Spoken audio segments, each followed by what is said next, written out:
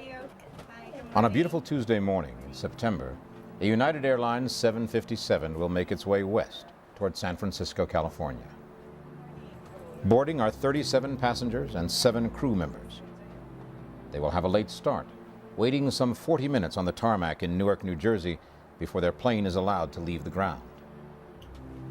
On any other day, they'd make it to the West Coast within a few hours, but today will be different.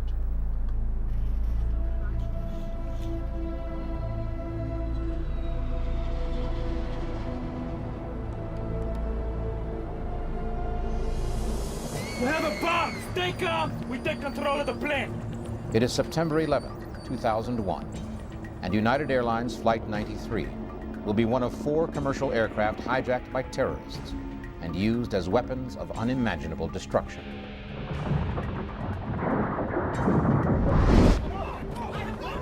The innocent passengers and crew on board, ordinary people from all walks of life, will be faced with a terrible choice, and they'll have very little time in which to make it.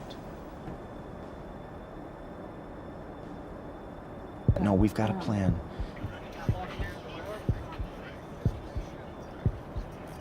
Are you ready? Let's roll. Go, you guys! Go!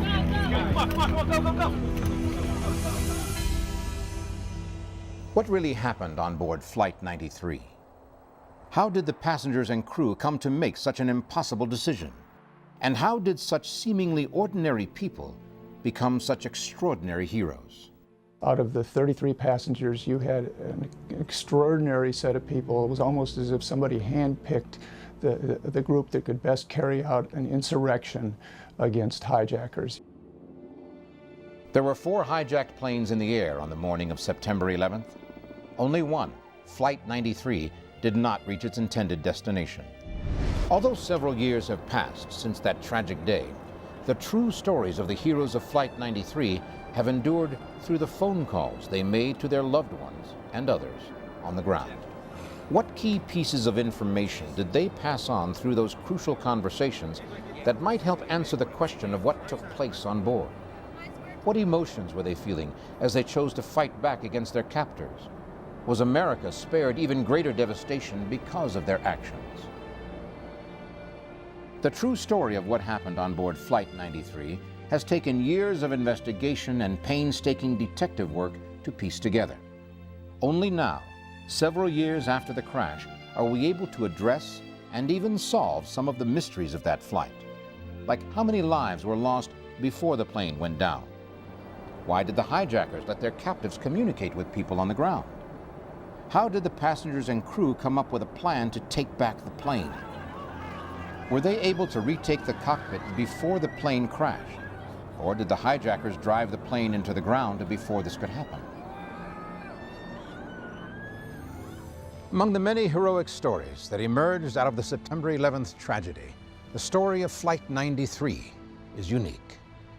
In the skies above Pennsylvania that day, a plan was put into place that would ultimately spare the lives of countless people on the ground and bring the terrorists' best-laid plans to nothing. Forced into a life-and-death situation, the people on board Flight 93 became what all of us would hope to be: courageous, unflinching, and willing to fight back so that others might live. Join us as we unravel the mysteries and bring to light the truly heroic but untold stories of Flight 93.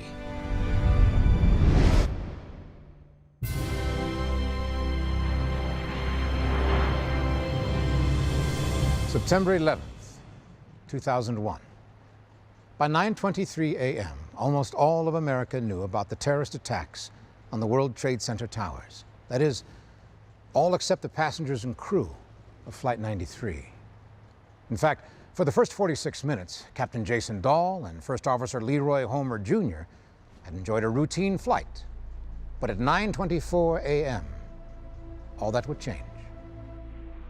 It was at that time that a United Airlines flight dispatcher transmitted a one-sentence warning to transcontinental flights via the in-flight computer system. David Dosh, a pilot with more than 16,000 hours flight time and best friend of Flight 93 Captain Jason Dahl, explains what happened next. The aircraft reaches cruise altitude. For all intents and purposes, weather is not a factor. It's a nice, smooth ride. Jason and Leroy are sitting back for a nice little 4-hour flight to San Francisco. And at 9:23 in the morning, they get a text message from United Dispatch that says, "Beware cockpit intrusion. 2 aircraft hit World Trade Center." We know specifically that Jason got that message because 2 minutes later, Jason sends a message that says, "Please confirm last message, Jason." The timeline on this is very tight. You have a 9:23 message Jason receives. You've got a Jason respond message at 9:26. The 9/11 Commission says takeover occurred at 28 after. So everything happens in 3 to 4 minutes. We have a bomb! Stay calm! We take control of the plane! One of the most unfortunate aspects as far as gathering information about Flight 93 is that the cockpit voice recorder is on a continuous 30-minute loop. That means that once you get past 30 minutes, you start taping over yourself again, and you lose the previous information. At the time of takeover, it's beyond that 30-minute loop by the time we have impact in Shanksville. So we lose that information. However, we do have other sources of information. We have Cleveland Air Traffic Control Center, which recorded transmissions from Flight 93 and also has some telemetry as far as altitude changes and heading changes.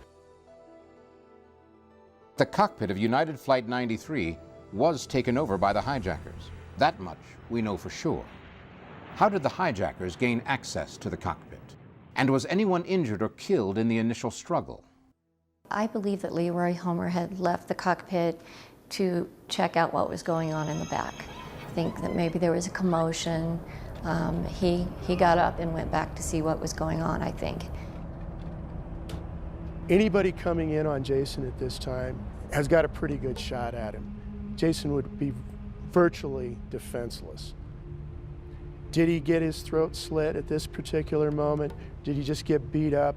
We don't necessarily know, but we have strong evidence that he wasn't outright killed at that moment.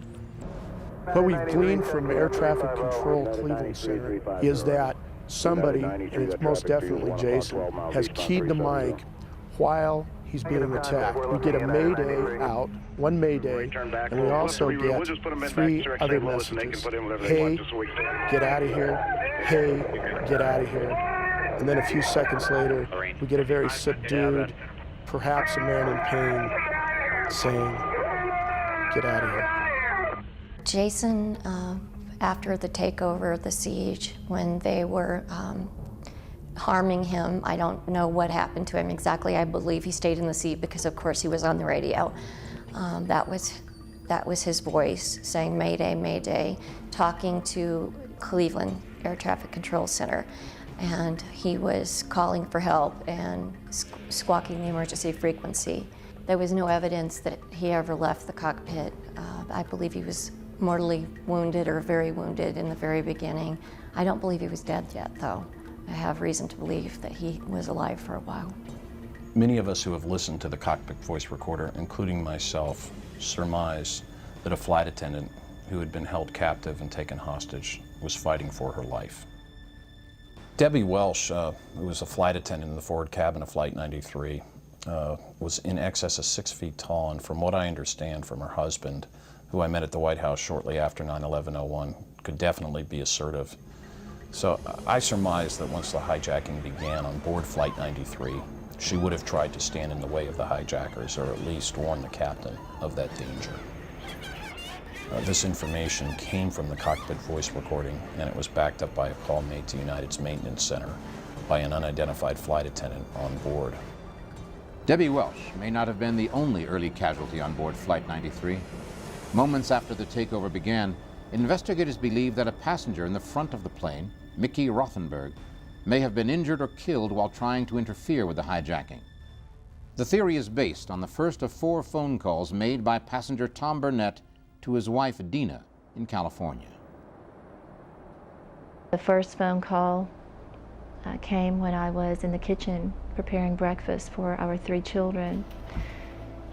Tom told me that the flight was being hijacked, that they were trying to get into the cockpit. He told me that they had already knifed a guy. He did indicate that it was a passenger they had knifed. He asked me to call the authorities and gave me the flight information, and then he hung up. After the first phone call, I began thumbing through the phone book trying to figure out who to call in the event of a hijacking. I was stunned and terrified. The importance of that first phone call from Tom Burnett is he's saying his plane has been hijacked. They're saying there's a bomb on board, and a passenger sitting right near him was knifed and appears to be dead. The investigation into Flight 93 revealed that all the passengers in the front of the plane made phone calls that day except one, Mickey Rothenberg, who was seated in seat 5B, directly in front of one of the terrorists. I think my mother and I are both pretty sure that my father would have stood up and said something. He was not the type of person to just sit by quietly and let things happen around him. He would want to be involved. My mother's theory is that my father stood up to say, let's negotiate. What exactly are you after? Let's find a way to get it to you so that we can get everyone safely on the ground. I think that there's a good chance that that might have happened. I also think that he may have stood up and said, listen, I was right behind that guy in security and I don't think he got a bomb on the plane. Not to be antagonistic, but just to say to the people around him, just because they say they have a bomb does not mean that they got a bomb on the plane. Without a doubt, in both of our minds, just knowing who he was as a person, he would not have just sat in his seat and said nothing. So the idea that he was picked at random to attack is just unlikely. Highly, highly unlikely. It's not who he was. He would have been saying something. He would have been doing something. Please sit down. Keep remaining sitting. We have a bomb aboard. At 9:32, Ziad Jarrah, the head hijacker, is obviously sitting in one of the pilot's seats, and he goes to the communication panel and he thinks he's hit the PA button because he has an important announcement that he wants to make to the passengers. He wants to announce that there's bombs on the airplane and that he is now the captain of the airplane. But Jarrah hits transmit 1 and sends a message to Air Route Traffic Control, Cleveland Center, and any other airplane in the area that's on that frequency, and that's the message they receive, giving Cleveland Center a hint as to what has happened on Flight 93. Based on the Cleveland Air Traffic Control Center's recording, the fate of the pilots on board Flight 93 remains unclear. Yet after painstaking investigation, two theories have emerged. What unfolded up there in the skies was apparently 4 armed hijackers with knives and presenting themselves as possessing a bomb, barged into the cockpit and killed the pilots immediately by slitting their throats. The theory being that they would have had no reason to keep them alive, since the terrorist indeed knew it was a suicide mission. That is also consistent with what we learned from the pre-9/11 FBI intelligence reports, that training was occurring by at least one of the terrorists that did not include or focus on landing or takeoffs. But there are significant problems with this scenario, and although it's impossible to know exactly what happened, those familiar with the 757 aircraft and the tape evidence believe there is a better explanation. If you have both pilots in their seats and 2 terrorists come into the cockpit, you're crammed in there like sardines. I don't believe that Jason was taken out of his seat because there'd really be no reason to do that. The other pilot needed to get in a seat as quickly as possible. They didn't have time or manpower to take somebody up out of a seat, especially when you hear that he was wounded in the beginning. It wouldn't have been easy to get him up and out of the seat. There's another reason that I believe that Jason died in his seat, and that is because the coroner, Wallace Miller, talked to Melody Homer and myself, and we asked if he had any reason to believe that Jason or Leroy was killed before the crash. And he said from all the evidence he could gather that they were alive at the time of the crash. Their blood coagulation seemed to be the same, and so there was no reason to think that either of them were dead. We know that from the cockpit voice recorder that there's some information that will help us explain what's going on here. Jera, the top terrorist, is scolding somebody. He's saying, "Stop touching that, no more, there, there." And what even is more fascinating is that he says this in English. At no other time does he speak English except when he's trying to control the passengers in the back through the passenger address system. If this new theory is correct, and Captain Daw was indeed alive after the takeover of Flight 93, what might he have been doing to frustrate the hijacker at the controls? There's strong evidence that the autopilot was either completely turned off or it was in a degraded mode, courtesy of the struggle that they had with Jason at the controls. If there had been no struggle, the autopilot system on a 757 is a beautiful piece of work. It'll just keep flying straight and level. You don't even know the difference between that and just driving down the street in your car. However, we know that Flight 93 plunged 700 feet shortly after takeover. Also, shortly thereafter, we get some heading changes. Now, as soon as Jera gets into his seat, I'm assuming he wants that autopilot on so he can start dialing DCA, because that's a 3-letter identifier he's looking for.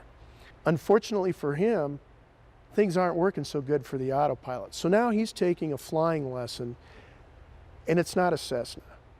It's not even a corporate jet. It's a 757 sitting at 33 to 35,000 feet, because I believe there's later some over 2,000 foot altitude deviations. Plus he's trying to turn it around. What's even more telling is later in the cockpit voice recording, the terrorists that are in the cockpit are talking about it is broken, it will not work. This leads them to another conclusion that they may want to abort their mission. We also know that the autopilot disconnect alarm was going off. This is indicative of the autopilot being turned off other than by normal means. Jason was a standards captain at United, and he caused thunderstorms and all kinds of malfunctions on the airplane as a test in the simulator for other pilots. He knew all the ways to break an airplane. He knew all the ways to fix an airplane. He knew that airplane inside and out. Jason would have known how to turn the autopilot off and keep it off, and he would have maybe done that to make sure that someone needed to be hand flying the airplane, him or Leroy, or that if he had a chance to get control of things, he would have control immediately.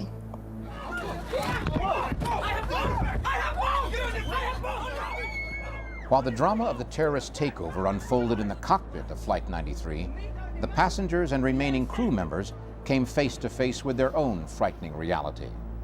Lisa Jefferson, a customer service supervisor with GTE Verizon, took a phone call from one of the passengers on board the doomed flight. His name was Todd Beamer. He told me that there were 3 people that had taken over the plane, 2 with knives and 1 with a bomb strapped around his waist with a red belt. The 2 with the knives had locked themselves into the cockpit. They had ordered everyone to sit down because the flight attendants were standing. One just happened to sit next to him. According to Todd Beamer, the hijacker then closed the curtain that separates the first 6 rows of the plane from the rear cabin.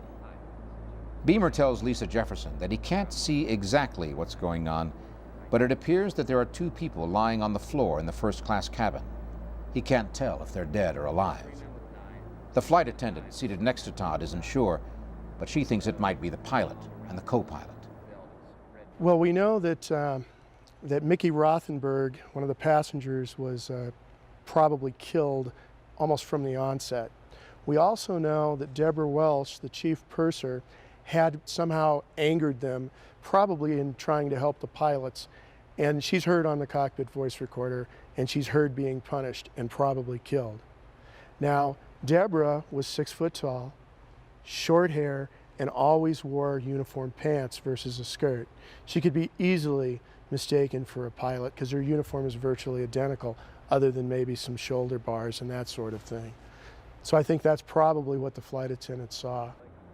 It's impossible to say for sure, but the cockpit voice recorder does contain one cryptic reference that may hold the key. Later in the cockpit voice recording, the terrorists that are in the cockpit are discussing bringing a pilot back up from the back into the cockpit to help them, which would indicate that Leroy Homer may still be alive at this time. Faced with the prospect of dangerous hijackers and possibly a bomb on board, the passengers and crew members in the back of the plane might have chosen the safe route. In fact, airline procedure would have told them to comply with the hijackers' request to remain seated and keep quiet. Prior to September 11th, flight crews, pilots and flight attendants, were trained to offer passive resistance. Not necessarily compliance, but we would try to de-escalate the threat. Imagine your worst nightmare. You're a flight attendant on Flight 93. It's got to be beyond anything you've ever been trained for. You don't know if the pilots are dead.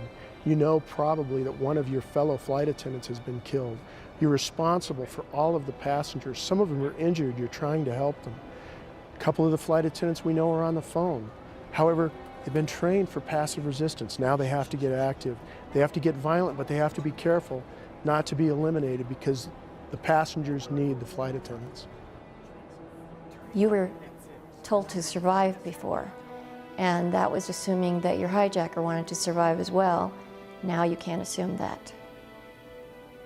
Survival now will be taking the airplane back.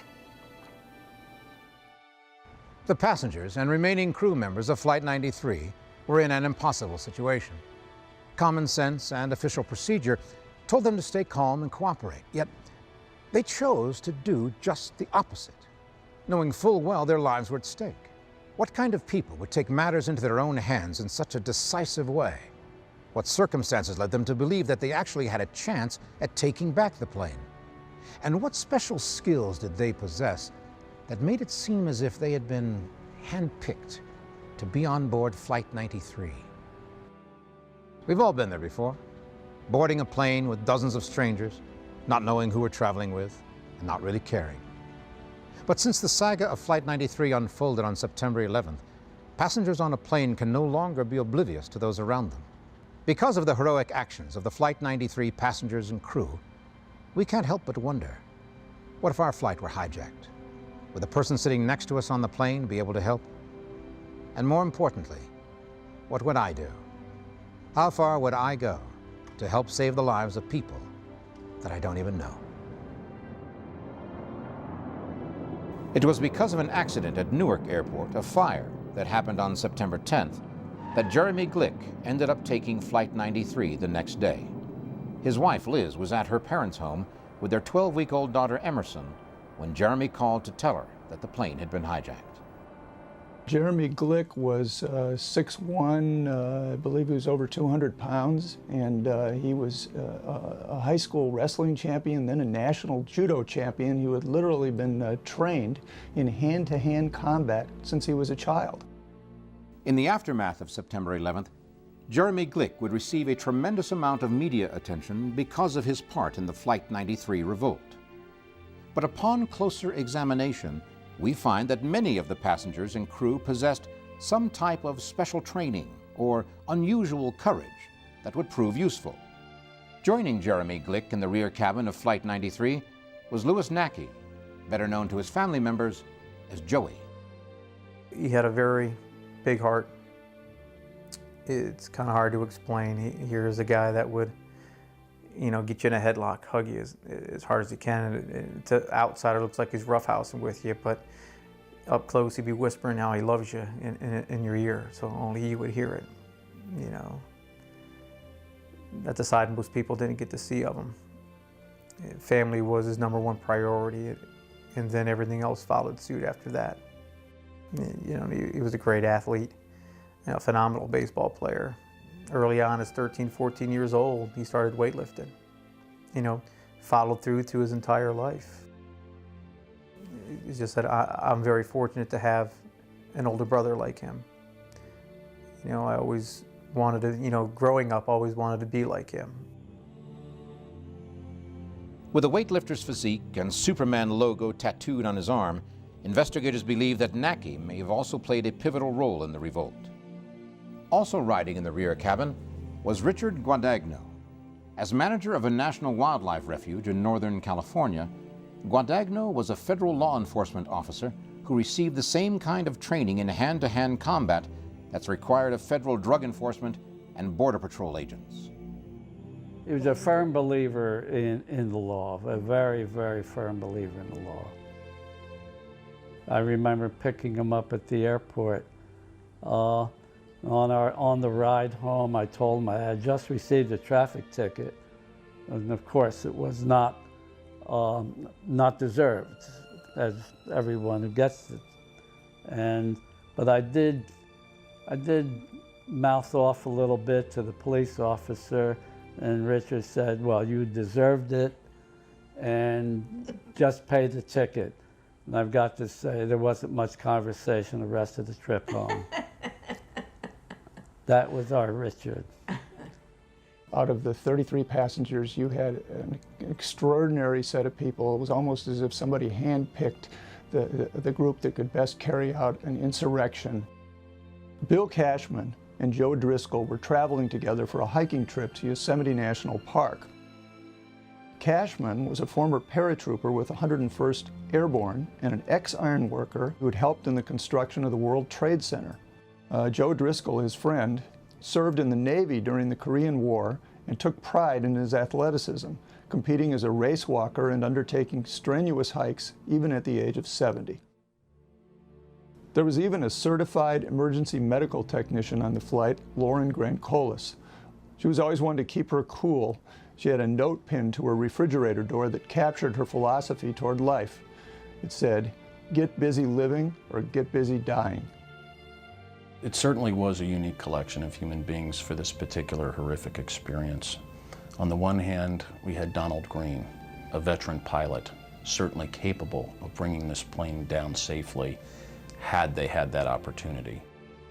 We also had Sandy Bradshaw, who, as her husband said to me at the White House shortly after 9/11, "My wife would not have taken any nonsense from anyone." One of the oldest people on the plane, Hilda Marson, was not one to shy away from conflict either. While living in New York City, she chased a would-be burglar out of her home with a billy club. And United flight attendant C.C. Lyles had once worn a very different uniform, that of a police officer and detective on the mean streets of Fort Pierce, Florida. C.C. was a detective. She did undercover dressing up as a prostitute to get Johns and things of that nature.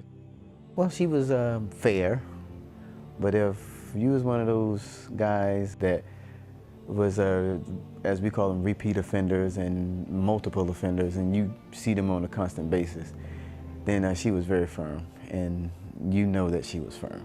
She was a hard charger. As C.C. Lyles and the other flight attendants on board Flight 93 prepared to close the doors for takeoff, passenger Mark Bingham would inevitably have drawn their attention. He was the last person to board because he was so late getting to the airport. I'm afraid he's inherited his mom's trait for being tardy. He rushed through security, and I'm sure it went very fast for him. I think they even opened the door for him again. Mark was a pretty wonderful kid. He grew from being a gangly and self-conscious little boy to a sturdy and very self-confident young man. I credit a lot of that to his being accepted on the Los Gatos High School rugby team, and I could see him just blossom into a real competitor. Something terrific happened to him when he was in high school playing rugby on a tour down there in Fiji and New Zealand, and for some reason he got banned from the entire nation of New Zealand, and it had something to do with a fracas in the airport but I suppose I shouldn't want to know. Anyway, he was a good kid. He was really soft-tempered, sweet, but he was no one to back away from a fight. Tom was on Flight 93 because he'd had a business meeting in New York City. He completed that business meeting Monday and flew out on Flight 93 Tuesday morning, coming home. He was 205 pounds, just short of 6'3", and very athletic. He was the high school football star, went on to play football in college. But on September 11th, Tom Burnett's intellect, rather than his athletic ability, may have been the thing that helped him the most.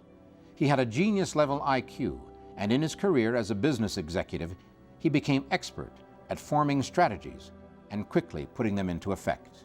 Tom worked for Thoratec Corporation out of Pleasanton, California. They provided ventricular assist devices to people who needed heart transplants. Tom went to work every day knowing that his job made a difference between life and death for someone out there. Tom was an avid reader, and one of his favorite subjects was American history. He particularly liked studying the different generals, the different strategies that they took. He had recently been reading about the Civil War and was fascinated with General Nathan Bedford Forrest, and often spoke of the story in which General Forrest had been surrounded and outmanned nearly 6-1. Most of General Forrest's men believed that he would surrender, but instead of doing that, he attacked the enemy and was able to swing around and defeat them. It's been said that adversity introduces us to our true selves. In the case of Flight 93, the innocent passengers and crew came face to face with a terrifying enemy and found within themselves a level of courage and bravery that they may never have anticipated. Tom called for a second time. He then told me that the hijackers were in the cockpit. I told him that 2 planes had hit the World Trade Center, that there were other hijackings taking place up and down the East Coast. He was very concerned, began asking questions. Who was involved, how many planes, how many people, what did they want, where were they going, what was going on? And I just answered his questions as best I could from the television. And I know that he was able to figure it out much sooner than I was. He made the statement, "Oh my God, this is a suicide mission." He told me he would call back. After Tom's second phone call, I saw where a 3rd plane had hit. This one had been flown into the Pentagon, and I was so afraid that it was Tom's plane. I remember falling into a chair and just sobbing and sobbing, and at one point even wailing and not able to stop myself. And I just sat there staring at the television and trying to make myself stop crying. Although Dina Burnett could not have known it, Flight 93 was still in the air when another hijacked jet, American Airlines Flight 77, crashed into the Pentagon at 9:37 a.m. At that same moment, Mark Bingham was on the phone with his mother, Alice Hoagland. When the call came in from Mark, it was, "Mom, this is Mark Bingham. I just want to tell you I love you. I'm on a flight from Newark to San Francisco, and there are 3 guys on board who've taken over the plane, and they say they have a bomb. You believe me, don't you, Mom?" And I said, "Yes, Mark, I believe you. Who are those guys?" And then there was this pause, as if he had set the phone down in the middle of a business meeting. It was very calm there, and then we were cut off. Less than 10 minutes after the hijacking began, all the passengers on Flight 93 had been herded to the back of the plane, where it seemed they were free to make phone calls. Information began flowing in from people on the ground, and investigators now believe that by the time of Mark Bingham's call, a plan of revolt may have already been forming. Just then the phone rang. It was Tom's third phone call. And I just immediately, I screamed into the phone. I said, "Tom, you're okay." I thought he had survived the plane crash. And he said, "No, I'm not." So I told him then that another plane had hit the Pentagon. He mentioned at one point, he said, "You know, if they're going to crash this plane, we're going to have to do something." My brother, my sister-in-law, and I stood around in the kitchen of their home casting about for an idea about what to do, and Vaughn said, "Call him back, call him on his cell phone, tell him that he needs to do whatever he can to take back control of the airplane," because by this time we knew what had happened to Flights 11 and 175. He didn't get the message because he was already doing what we were suggesting that he do. In the days after the crash of Flight 93, investigators learned of even more phone calls that came from the courageous passengers on board the hijacked jet. What crucial details did these phone calls reveal, not only about the hijackers, but also about the passengers and crew members' plan of revolt? And what were the last goodbyes like for family members who received those calls? What does it mean to be a hero? On September 11th, the word hero was recast, perhaps back into its original mold, and suddenly the uncommon valor, self-sacrifice, and amazing bravery of people most Americans had never heard of became the ruler by which all others would be measured. Examples of heroism were in abundance on that terrible Tuesday, as brave rescue workers and civilians risked their lives to save others at the World Trade Center, the Pentagon, and in the skies above Pennsylvania. When Jeremy Glick called his wife, the first thing that he said was there was a hijacking, and the hijackers said they had a bomb on board. He said that there were 3 Iranian-looking men who had taken over the plane and put on red headbands. When he said the word bomb, his wife panicked for a moment, and he had to calm her down. They spent several moments reassuring each other, "I love you, I love you, I love you." He said the most important thing to him was that she be happy, live a happy life, and that their daughter Emerson, which was named after his favorite poet, be happy too. Then Jeremy asked his wife, "Is it true? Did 2 other planes hit the World Trade Center?" She said it was. The final confrontation on board Flight 93 is about to begin. Jeremy Glick informs his wife that he and several other passengers are thinking of jumping the hijacker with the bomb. The passengers and crew of Flight 93 were decidedly on their own, more so than perhaps anyone realized.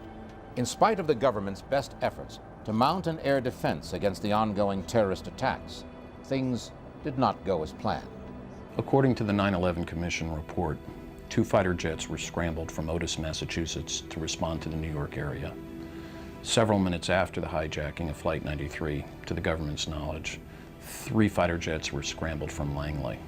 When the planes were seized that morning, it took a long time for NORAD to get active. The Federal Aviation Administration officials did not contact NORAD immediately, and finally 2 sets of fighter planes were scrambled from bases in Massachusetts and Virginia. NORAD fighter jets had a hard time even finding their targets, and they were late anyway. They did not have a clue that Flight 93 had been hijacked until it had already crashed in the countryside of Pennsylvania. While there were no fighter jets in the Washington area when Flight 77 crashed into the Pentagon, they were subsequently ordered to fly to the capital at top speed. Were they then in a position to intercept Flight 93? By the time Vice President Cheney gave the authorization to NORAD to shoot down Flight 93, it was 10:20 in the morning. That was 17 minutes after the plane crashed in Pennsylvania. The importance of this? Flight 93 was only about 15 minutes from its intended target, probably the U.S. Capitol, and the NORAD fighter jets would have been too late. Unfortunately, and as we all know ultimately, whether it was due to timing, being too late and getting up in the sky and understanding what was unfolding, or with respect to the Washington area, the fact that the shoot-down order had never been fully communicated to the fighter pilots, we know that but for the diversion of Flight 93 by its passenger and crew, that its likely target would have been hit, the United States Capitol. The government, through the 9/11 Commission report, believes strongly that either the White House or the United States Capitol was indeed the target for Flight 93. However, having attended the guilty plea in federal district court of Zacarias Moussaoui, the only conspirator tried in the United States, when he acknowledged he was part of a conspiracy, he acknowledged that he was targeting the White House in another plane that was never hijacked.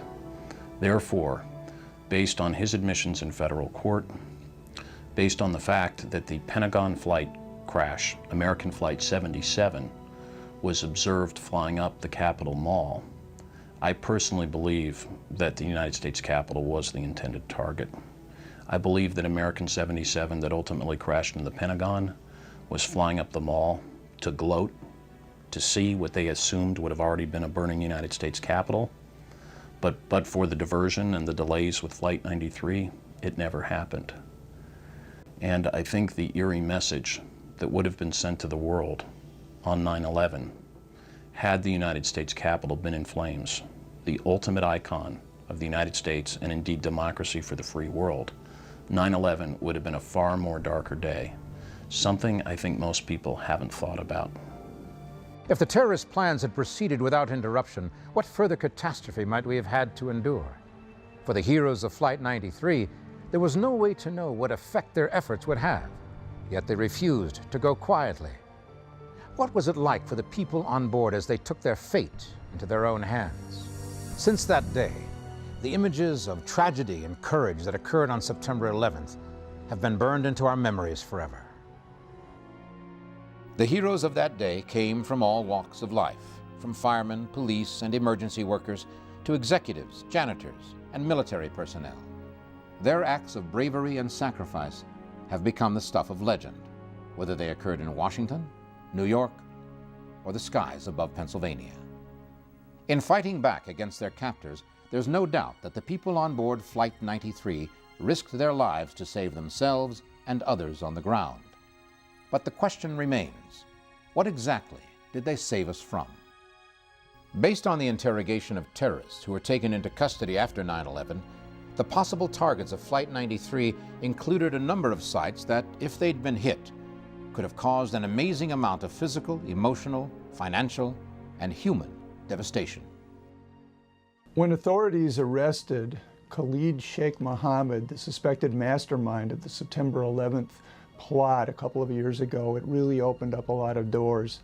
And Khalid Sheikh Mohammed told his interrogators that this plot originally was conceived nearly a decade ago in 1996, when Osama bin Laden was told of a great plan to hijack 10 airplanes, 5 on the West Coast, 5 on the East Coast, fly them into the World Trade Center and the Pentagon, but also in some of the highest buildings in Los Angeles, Washington State, and maybe even into a nuclear power plant.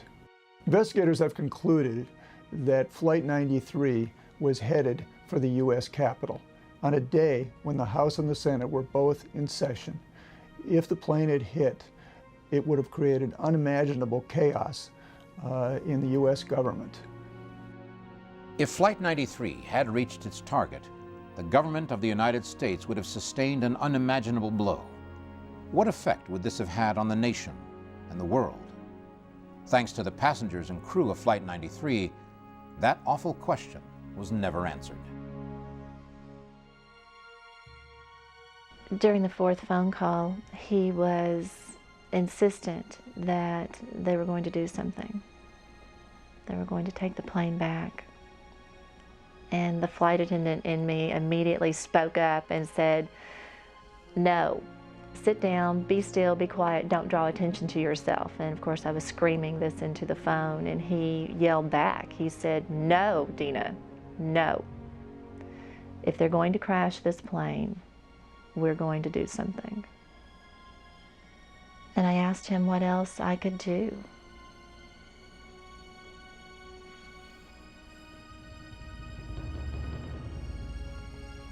He said, "Pray, Dina. Just pray."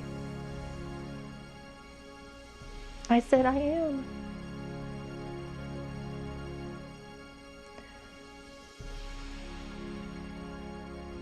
I remember Tom talking about a charge at Gettysburg. They wrote notes to their wives and their loved ones and tacked them to the trees, and they marched forward as they were told to do, knowing they were going to die. I remember Tom sharing that story with me and his wondering if he would have the courage to do the same, to follow orders, to do what had to be done.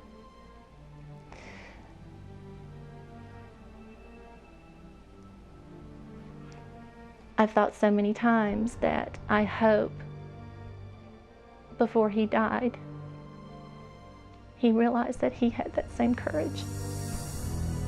Uncommon valor seemed to be a common trait among the passengers and crew of Flight 93. But the family members of those who were lost believed that that day their loved ones weren't thinking about sacrificing their lives. I truly don't feel that during the struggle aboard Flight 93 that they thought they were going to lose. And in the end of the day, I truly believe all they wanted to do was go home and have dinner with their family or finish their day out. And I think that was their motivation. Nothing more, nothing less. He said, "Don't worry, we're going to do something." And he just left the impression that everything was going to be okay and that he'd be home for dinner. And I believed that. New Jersey software executive Todd Beamer had a family that he wanted to get home to as well. Beamer had attempted to call his wife from United Flight 93. For some reason, the call did not go through, and he was connected to an airphone operator on the ground, Lisa Jefferson. Not long after the call began, the plane made an erratic and sharp turn to the north, causing the husband and father of 2 young boys to make a special request. He wanted me to recite the Lord's Prayer with him, and he did. He recited the Lord's Prayer from start to finish.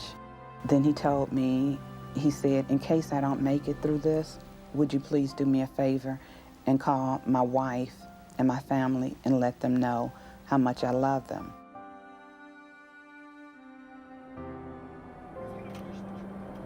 By this time, passengers in the back of the plane had obtained enough information from people on the ground that there was little doubt of what the hijackers' intentions were. We're gonna do something. We're talking about jumping the guy with the bomb. No, we're gonna have to go. I'm gonna have to go out on faith. After that, he had to sign his voice. He took a deep breath. He was still holding the phone, but he was not talking to me. He was talking to someone else. And I can tell that he had turned away from the phone to talk to someone else.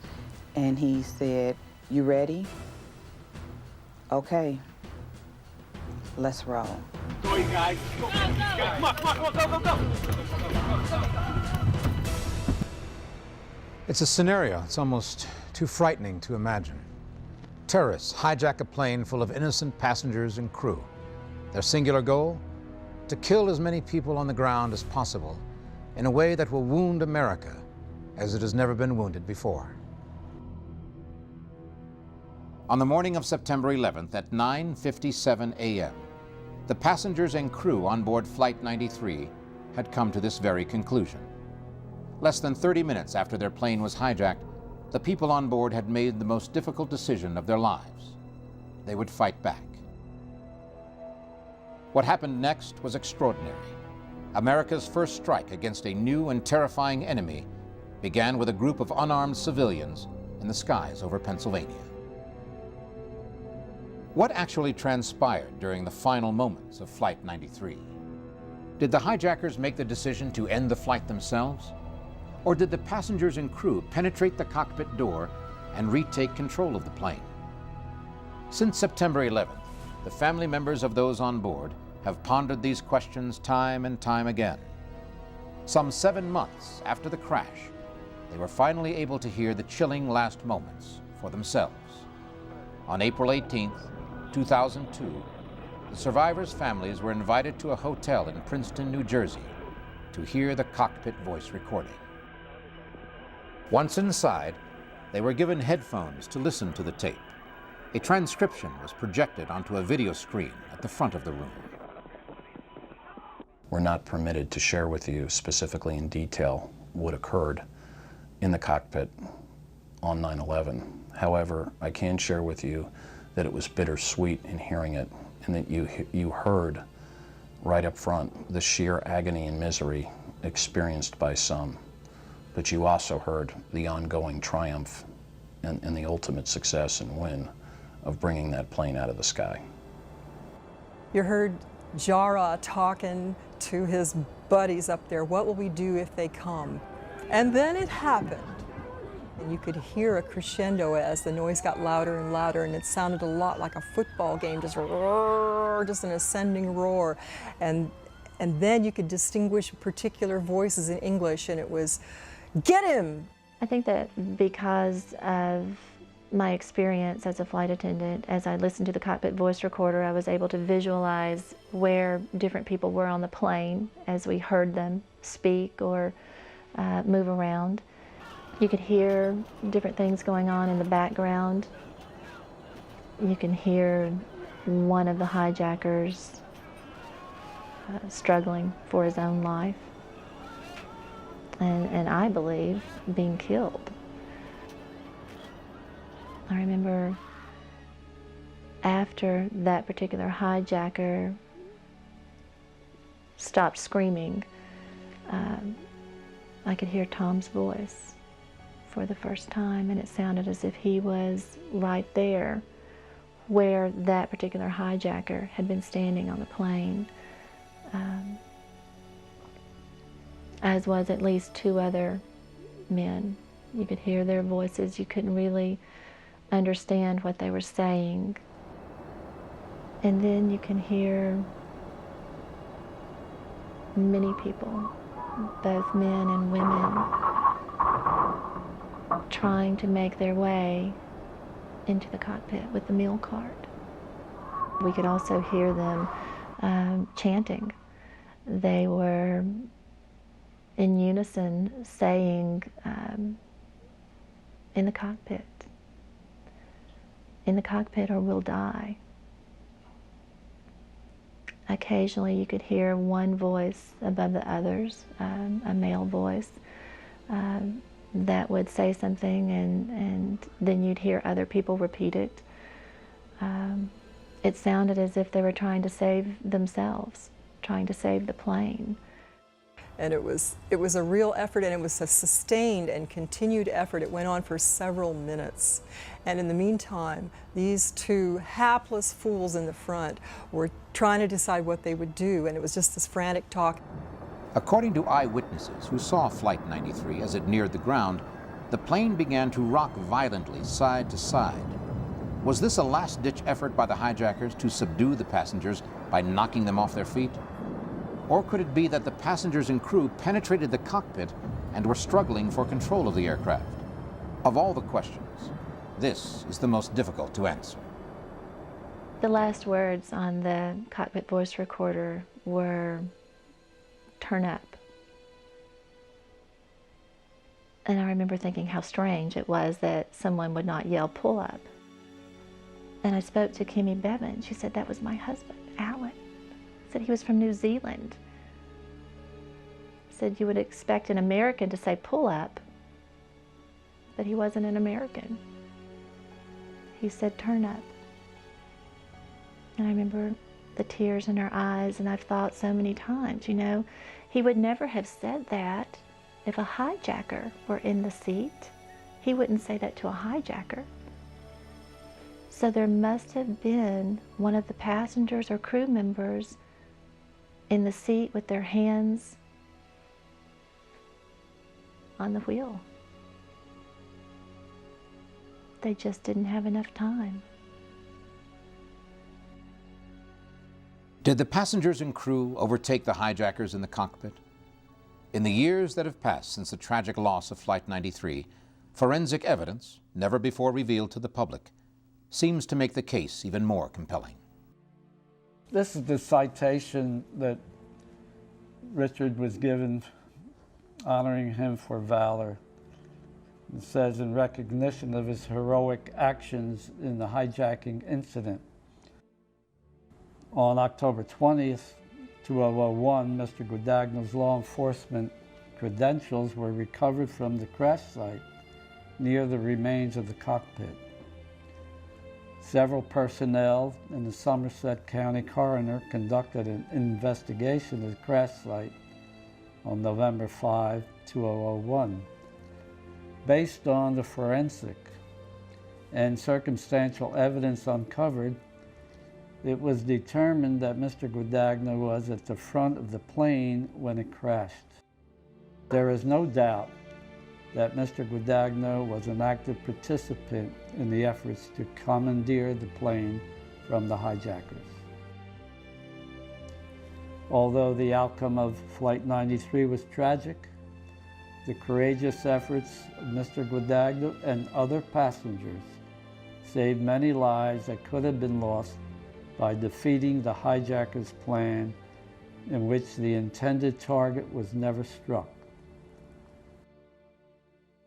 Several Septembers have passed since that tragic day in 2001, and despite thousands of man-hours of investigation and analysis, conclusive answers to many of the questions surrounding Flight 93 remain elusive. But some things we do know. Good can and must prevail over evil, and indeed, that particular day, a very dark day for most of the world, had a ray of sunshine.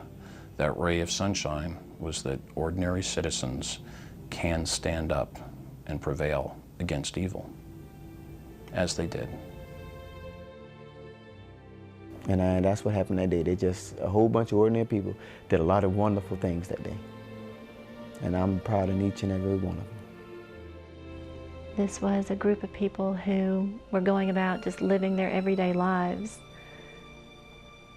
and yet they made a difference that impacted the entire nation in knowing that courage and valor and integrity were important in our everyday walk.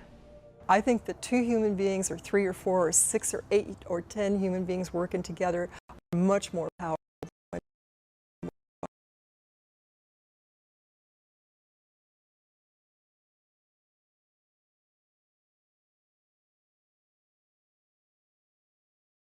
Who led the charge, who was more important than others, sure, because it doesn't matter. I think